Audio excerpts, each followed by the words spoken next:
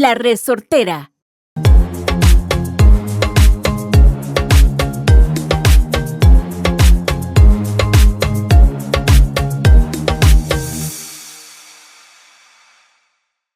Welcome to Pura Vida Perspectives podcast. Here we are, another week together. How was your week? Hey, Sarah, how are you? I've been doing good. Your week, how was it so far? Oh, it was good. Everything's usually pretty good and pretty normal, but good. I'm glad. Well, this week was kind of different because, starting out with the new business, and we'll tell people more about in the next episodes to come, but very, very excited of what's coming with more work. Actually, yeah, today we're going to be talking about life changes. So I think you should tell us a little bit about that today. And I guess I've had a life change, right? I sold my house that I had for sale. Oh, Did I tell you that? Did I tell you that? You mentioned it, but we didn't get it really into it. We got to celebrate. Nice. The house sold. Yes. Woohoo. I don't think I'm going to jump into anything else right away. I'm going to be minimizing all my responsibilities of life and just going to relax a little, I think. Well, you deserve it. How long did it take to sell the house? Well, finished the house like October of last year. And then the buyer that bought it now moved into it this past April with the intent to buy the home. Well, let me tell you, that's fast. You sold a house in less than a year in Costa Rica? Wow. Oh, yeah. Actually, now you think about it, I think I did a pretty good job. You did an amazing job. Well, thank you. Yeah, and I'm happy it's with this new owner. I was kind of ready to let it go. Life, like you go through things in life, and I was kind of ready to say goodbye to that chapter. Okay, so now he's your neighbor? He's staying there? Yep. He's a neighbor. So now when you come, I'm sorry, we don't have that place for you to stay now. It was an Airbnb before, as you know, so. All right, I'll get a place nearby. No problem at all. Okay. So today we're talking about life changes. And like Sarah just mentioned, something changed in her life for a better way by selling her house. In my case, I am starting my second company. It's going to be called Transfers, Costa Rica and USA. And this company, it's a luxury private transportation. We just bought 2 vans, but they are luxury for premium VIP customers. So if you are wanting to come to Costa Rica and travel very VIP, very peace of mind, contact me. I just came up with a really good idea. Okay. So you're going to need to book a transfer once a week from Playa Hermosa to here and back to Playa Hermosa for me. And free of charge. So free of charge. Yes. Oh, absolutely. Free of charge for the podcast. So I don't have to drive. We're going to talk about traffic in a whole nother episode. Yeah. Yeah. But yeah, I think that would be perfect. I'm ready. I'm ready for luxury. I'm sure that's a great idea for you. Yes. It'll be good practice. Yeah. So thank God, we're getting busy with the new company and everything. And that's fun. Actually, Sarah and I have been discussing about talking life changes because our life hasn't been easy at all. Some of it because I was dumb and stupid. And I can say it. I was dumb and stupid. And I did a lot of, not like bad stuff to hurt anybody. I did bad stuff that hurt myself. And thank God I'm at a point in my life where, things change for the better.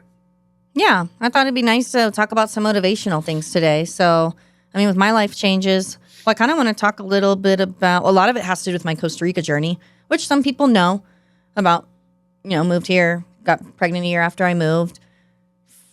Gosh, I guess I'll have to calculate how many years ago then this business started. And that's when really things turned around for me big time. Can you tell us about a little bit how, you met your baby's daddy and how everything went down and you ended up being a single mom?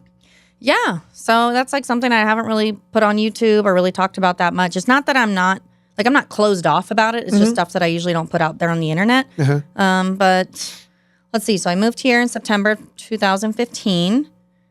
I knew my kid's father for 3 months and then I got pregnant. So that happened fast. Yeah, it was not planned. It wasn't like oh my God, this is going to be forever. Of course. You were not in love.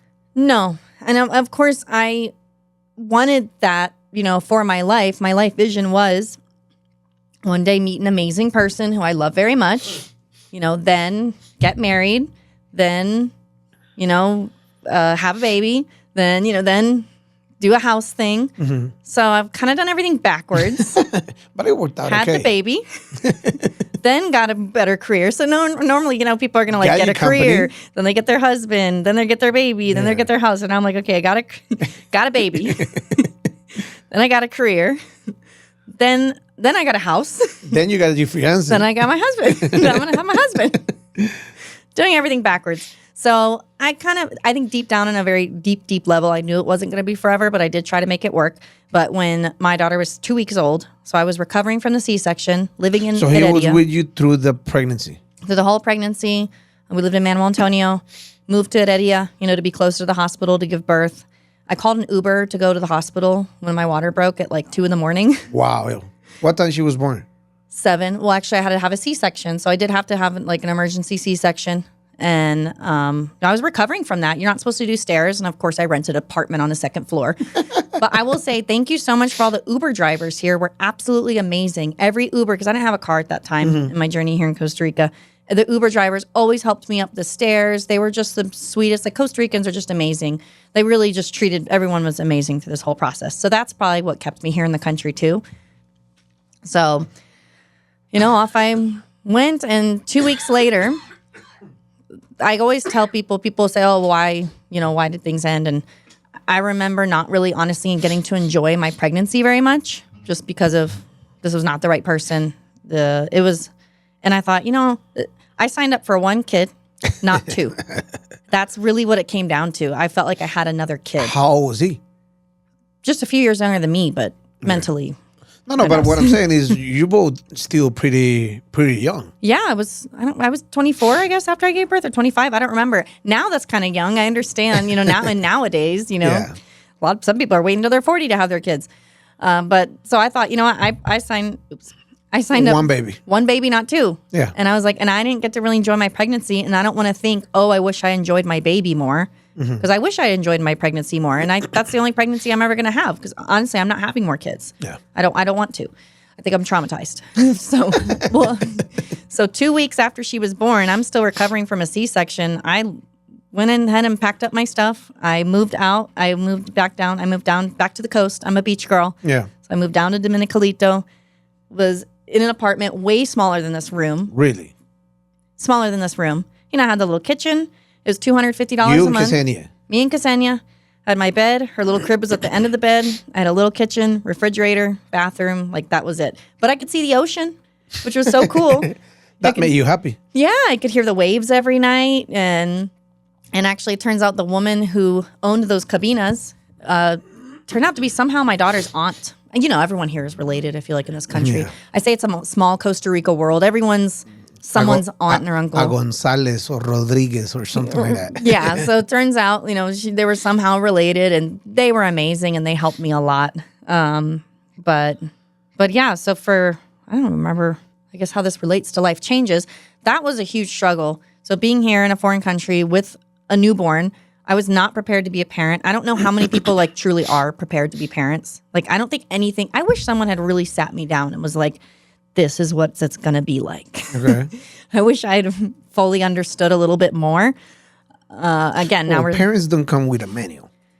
No, but just I think that momnesia. People talk about momnesia. I definitely think I have momnesia just from waking up. Every hour to 2 hours. I remember I had these little Christmas lights in the cabina. So I turn on the Christmas lights. Feed the baby. But that was hard. That was those years were the hardest times of my life. I cried so much. Because you weren't alone. Yeah. You were alone in a country that was not yours. No family. No, all by yourself. Totally. And luckily, I did have good friends. I did have people that I felt cared about me, but it wasn't family. It wasn't family members. And yeah, in the middle, at 3 a.m. when I'm feeding the baby in the middle of the night, I'm alone. And that was sad. I know I didn't have that family that I kind of expected I would have had. Given that situation. And, I only took a month off of work. Okay. Well, actually, I would have had maternity leave, but someone walked away with that money. That wasn't me. So, even, again, I don't have to get into too many details, but I took a month off work. And so a lot of the photos that I have is of me with my daughter strapped around me and me in a laptop. Okay. I'm like anywhere with a laptop, or I'd go to a cafe and I had her all wrapped up for her nap, like on the bench, and I'd be on my computer. So I feel like I was definitely in survival mode here for years, and I kind of developed that attitude of I've always been like I'm just gonna go do the thing regardless, but it's definitely like really ingrained that like I'm gonna go do it no matter what, and I think I still carry that with me, and maybe my exterior can be a little bit rough in some ways that when maybe other people are facing a challenge, for me I'm like, just go do it. Like why don't you just go do it? Like you need to do the thing. Yeah. So I'm working on maybe understanding that not everyone's built that way. And I think I just had to be that way to survive here. And thank goodness. So years later, she was born in 2017. So 3 years later, that's when my business really took off. And yeah, life changed for us. Life changed for us when my business exploded. I mean, with COVID and people wanting to move, and it really just changed our lives completely. And I was like, oh my God, all this hard work paid off. Yeah. So many of all the crying that I did for like years, not knowing like, what am I going to do? I probably lived on $750 a month for years in the country, or less, maybe. I don't know how I did it. I don't remember.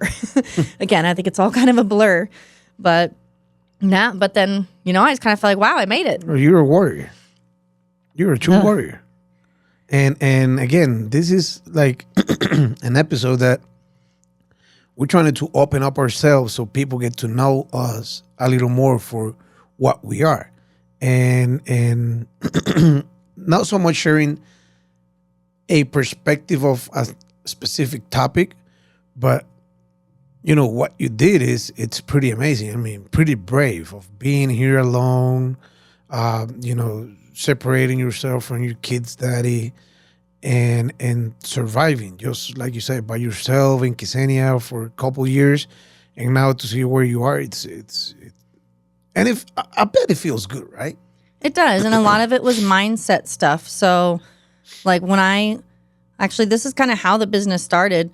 So when I was, obviously like really depressed, I remember like crying on the kitchen floor, and my daughter's like crying, like crawling around, and I remember one time she like put her little hand on me, and then I was like, oh my God. Just having those moments, and I was like trying to learn about like, I don't know, manifestation, and I was kind of in my woo-woo stage of spirituality, and which is good, it's healthy stuff. And I remember learning about like inspired actions and about how you just have to like think of the next thing that'll make you feel a little bit better in that moment. So even if that's just eating a piece of chocolate or whatever, I was just trying to raise the vibration.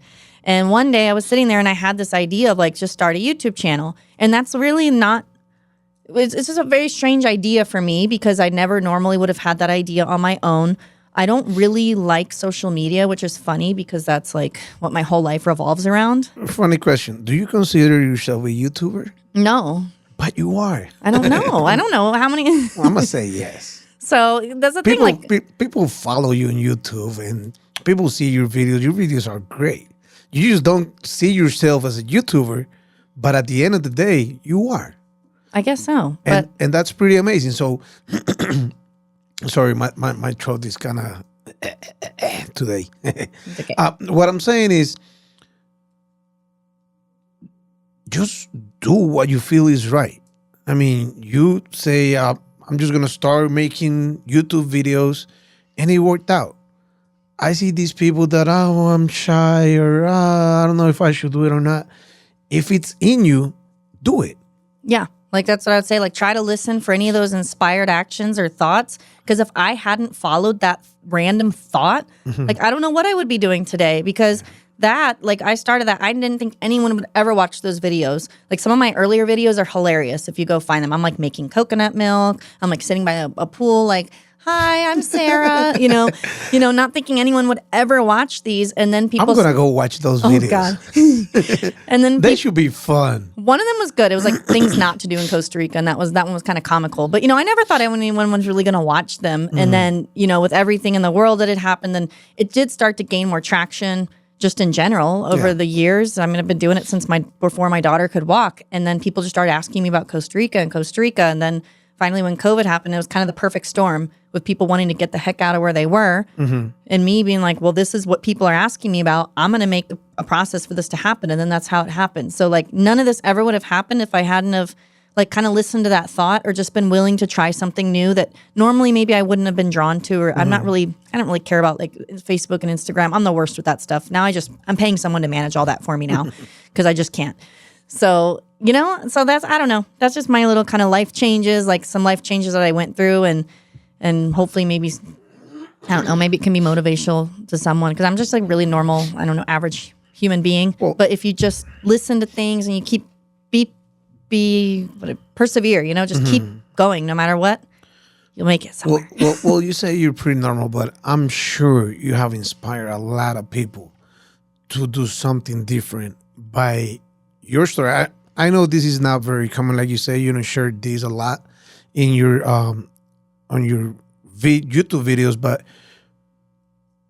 if someone goes watch your first 2-3 videos and watch your latest video, they're gonna see the Sarah then and the Sarah now, and that's a huge life change. I mean, you have changed a lot, and that is very, very respectful. Like, I have never met someone that loves helping people out like the way that you do. Like, and you're so charismatic, and you have this beautiful soul that everybody loves to talk to you and work with you because they can tell that you are here to help them out, and that's good. And you do it with love. I mean, obviously, we're not gonna lie, we do it because we gotta eat. Yeah, that too. But at the end of the day, I mean, it feels good to help people out. For sure, I love it. Yep. Yeah. In my case, like I said, I was dumb and stupid. I was 19, 20 years old, and I was working at a call center, just making barely $500, $600 a month or something like that. And I was going out partying. I remember being broke without money and asking for money to go party. How stupid is that? Mm-hmm. Yeah. And I see kids nowadays that they don't have any good jobs or they're still studying, and they're getting loans to party or to travel. I mean, it's not bad to travel, but if you don't have the money, don't be doing that type of stuff. Like, for me, it was kind of complicated. I could tell you if I go to my Caja del Seguro Social, where they keep track of all your órdenes patronales. These are like the pay slips of the places you worked at. I remember, like, in 1 year, I have like 4 or 5 different companies. They will hire me, they will fire me, someone else will fire me. I will not be happy with the job, and I will be quitting, and then someone else will hire me again. And it was just like a big roller coaster. I don't know if I told you the story about me having a boat in Guanacaste. An actual boat, like you owned a boat. Yeah, me and a friend, he actually put the money down to buy the boat, and I will manage it. And we move out to Playa Potrero. Well, I moved out to Playa Potrero. And, we were doing fishing, sunrise, 50 birthdays, bachelor parties in the boat. But it was complicated because there was a lot of people doing the same stuff. And it was just me advertising the boat on the beach. I remember walking in Playa Flamingo, hanging out the flyers. Hey, this is our boat, blah, blah, blah, blah, blah, blah. One weekend I came to see my daughter. And turns out I didn't pay rent at the place I was staying at. And I'm going to tell this story. I don't think Josue ever really heard what really happened on this story I'm about to tell. I came down. Business was slow. I had to send out money for my daughter. At the time, I was not married yet. So I had to send money for my daughter, and I had to leave in Playa Potrero. And, like, the boat wasn't making enough money for me to do both things. So I came here for about a week or so, less than a week. When I went back, the guy at the apartment I was living at, he changed the locks. Oh. Because I was living there for almost 2 months without paying him rent. Turns out they called me for a trip. And I thought, so this is what I'm going to do. I'm going to do this trip, and I'm going to pay the guy this month. And, what I was doing with the trip. turns out, everything was fine. The tourists, got good fish, and we end up cooking them in a bar in the local Playa Potrero. And we were talking and I was like, yeah, I can help you out anytime, blah, blah, blah, blah. I hope you guys enjoy the trip. They paid me like $400, something like that for that trip. And I used that money to pay the guy, for the apartment. But I didn't tell my partner that I was using that money to pay the apartment. For some reason or the other, he found out I did the trip. And he thought I was stealing from him. But I was so embarrassed to tell him that I didn't have any money to pay the apartment that I never told him about this trip. And he found out. And he thought I was stealing from him. Then I don't remember if I told him like the whole picture of the story. He was mad. And he was right to be pissed off. So he decided to sell the boat. And I said, all right, fine. I'll go back to San Jose. I'll find a job. And it was some hard times, when I was like, yo, what am I gonna do with my life now? I told the story of how I started the car rental business, and well, thank God, business is doing good and everything changed. But there was a point in my life where I didn't know what to do. I was without a job. I was doing nothing, and I needed money to support my family. So it was, I've been, in the hole quite sometimes. I remember one time that a friend told me like, man, you're deep down and you fall so hard that there is only one option that you have. Get back up. And that's it. And the good thing is that I have always been very persistent. Like I tell people, if you look up the dictionary and you find the word persistent, picture of me should be next to it because I'm so persistent. I don't know if you ever watched the McDonald's movie with what's this guy, Kevin Costner, is it? Where they tell the story of how McDonald's was created. No, I never saw that. Oh, you should watch it. And actually yesterday on Instagram, on these short clips, it came up and he was like, there's only one word that should describe how this happened, and it's persistence. And that describes me. I am where I am, not because I'm very good looking or so handsome. I am where I am because I have been persistent all my life. And I knew that, I have tried to do so many different things. And I knew that one day I will find the one thing that will make me happy and that will make me money. And thank God I found it. Yeah. Yeah. It's like creating a life out of the box. That's what I was very passionate about it. By moving to Costa Rica was me creating a life, like let's say out of your regular box that most people are used to. So I was very persistent in like even finding out I'm pregnant. No, I'm going to make this work. I don't know how I'm going to do it, but this is going to freaking work. Like it's going to work. Yeah. Yeah. You just got to set your mind to say, yeah, it's going to work. It's going to work. And it always has. When I think about it, everything's always worked out. Like another podcast, we're going to get into all the drama about my house build. Mm-hmm. Everything beautiful. The contractor, they're amazing. The house is amazing. The financial stuff. We will. Yeah. That was like a huge stress. I think I told you all about that. Yeah. Well, it would be good for other people to know. And if it'll be entertaining. But it was another one of those moments where I was like, this is going to work. Yeah. I don't know how it's going to work, but it's going to work. We're going to figure this out. It happened to me too. Sometimes you bite off a little bit more than you can chew in life, and that's okay. Mm-hmm. But it always works out, right? Like as long as I'm not in a ditch or anything, I'm good. Yeah. We're good. Yeah. Yeah. I just like people that knows my story from like way back, where I'm coming from. People say like, man, you just got to keep doing what you're doing because, to see where you started and where you are right now, it's amazing. And like Snoop Dogg said on his, Hall of Fame, I got to thank me for believing in me. And I never, ever doubted on me.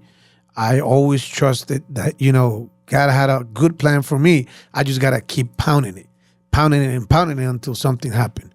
So that's a little bit about us. This is a completely different episode of what we done before.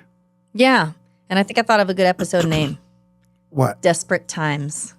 Desperate times. I mean, we both been there.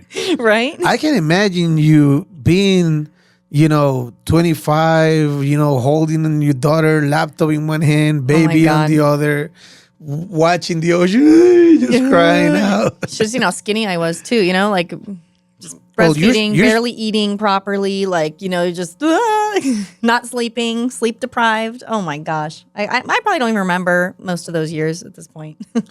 Well, but the good thing is like what you say. Look where we are right now. Everything worked out fine, and it's not like we have our lives completely, settled. We're still working. We're still trying to make it out here. Always. And same with the podcast. I mean, we just gotta be persistent. I mean, we know that there are people out there watching us and listening to us. We don't know how many, but more people are tuning in and more people are texting me. Jairo, I saw you and Sarah on YouTube. Great podcast, great episode. We love this. We didn't like that. And that's good. I mean, for people to tell us what's good and what's bad, make us grow, because we're not right. We not always have, the whole perspective correctly. Yeah. It's just our pura vida perspectives. So Pura vida what can we say? perspective. All right. Okay. So once again, Sarah, thank you for making the drive from Jaco to here. Thank you. It means a lot to me. Always, always. Thanks for being here, and see you next week. All right. Bye-bye. See ya.